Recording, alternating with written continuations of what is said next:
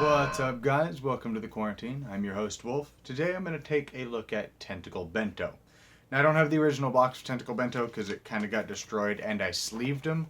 So I have a Ultra Pro deck box holding all the cards in.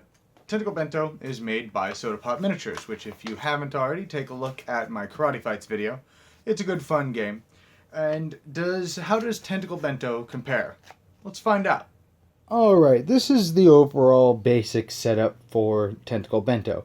The game takes place you are a tentacle monster in a place called Takeoshi University. I think that's how you pronounce that, and the weebs on the internet are probably going to yell at me. And the way the game starts is you are going to deal out a predetermined amount of cards to each player based on the number of players and whatnot. So you're going to have just a clusterfuck of cards in your hand that look like this. Now, what the ultimate goal of the game is you're going to have one capture method, which is the little tentacle spiral, one location, and one girl. And you're wanting to try to play one of each, and it's called a capture pile. Now, if they're different, or two are the same and one is different, that's considered a sloppy capture, and it's worth 1 point. At the end of the game, every girl you have in a capture is worth 1 point. Every girl that's left in your hand at the end of the game is minus 1 point. So you play this, it's sloppy capture. Or you can play, if you notice, they're all different colors, and they have sporty, so it's a sporty girl. That is a sporty location. And, of course, I don't have I'll get to them in a minute. I don't have a sporty location, or a capture method. Of course I'm not going to have one. Well, there's also sporty capture methods. It doesn't bother me until I find one. There we go. Sporty capture method. Now if you do this, you can add at any time up to 3 girls that match that type, so I'd be able to add her and another one if I had one, to that capture pile. So capture pile can at most be worth 3 points this way. And so it's a good, interesting game. Now the game has special rules for depending on what kind of royal captures you make, but the few people I've taught to play this actually enjoy it with just ignoring them, because most of the time you're not going to remember to do them anyways. So, on top of that, let's get to the All-Star Girls. There's one All-Star Girl for every type of girl. So there's sporty, sexy, so on and so forth. I can't think of what the other ones are. Sporty, sexy, smart, so on and so forth. But if you play them, they can only be played in a royal capture. And there's the only girl who can be played in the royal capture, and they're worth 5 points at the end of the game versus just 1 apiece. And if they're in your hand, they're minus 5. They also do something special.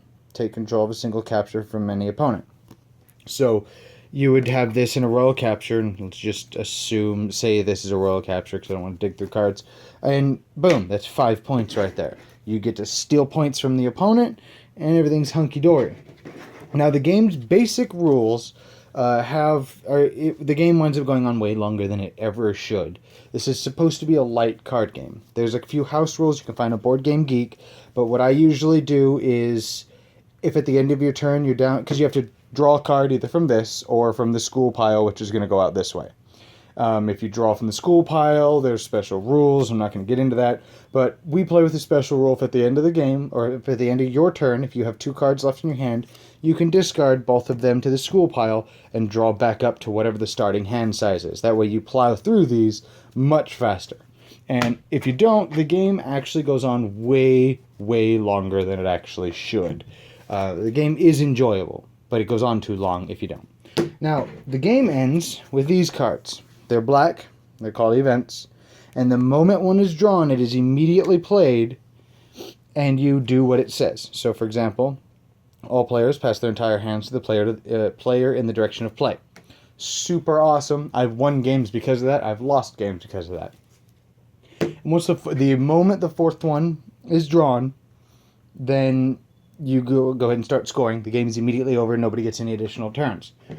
So it winds up, most of the time you're going to get through most of this. However, the game, all 4 of them can be in the top part of the deck, all 4 of them can be in the bottom, they can be scattered through.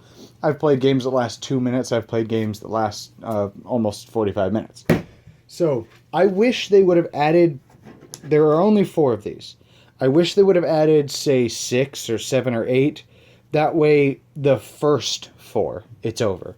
It would have just, in my opinion, made the game better by several leaps and bounds.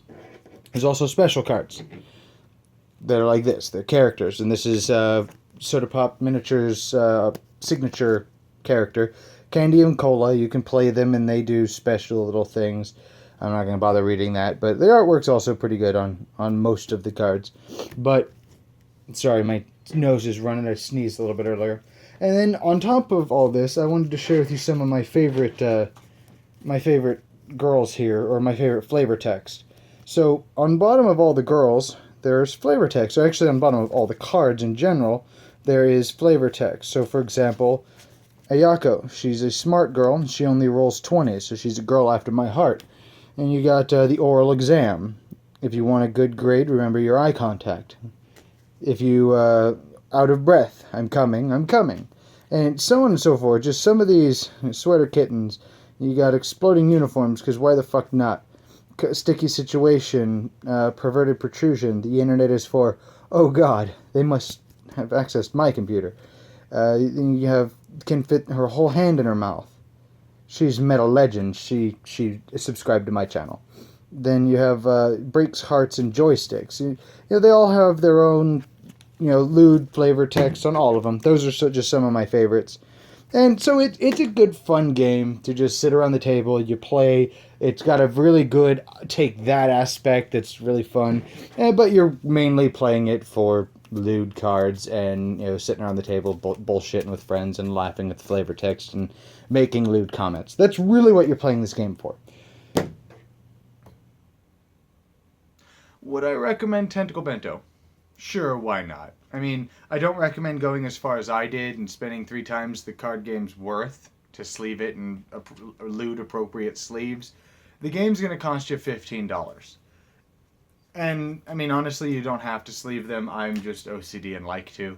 But, I mean, it's a good fun game. Get some friends together who don't mind looking at lewd anime girls and making, lewd comments and jokes and whatnot. It's a fun game. It's definitely not for everybody. And the rules, I probably should have mentioned earlier, are terrible. Like, if you play the game by the actual rules, the game's going to last an hour and a half to 2 hours, which is way too long for Tentacle Bento. Now, there's a few house rules that we use here. There's some house rules on BoardGameGeek.com that make the game 10 times more enjoyable. It makes it faster. You go through the deck a lot faster. You get the 4th event. The game will wind up taking 20-30 minutes at that point. It's way more enjoyable.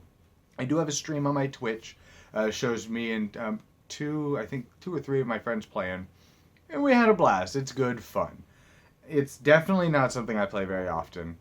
And I kind of regret spending as much money as I did sleeving them in appropriately lewd sleeves. But what are you going to do? Anyways, like, comment, subscribe, and I will see you guys next time in the quarantine.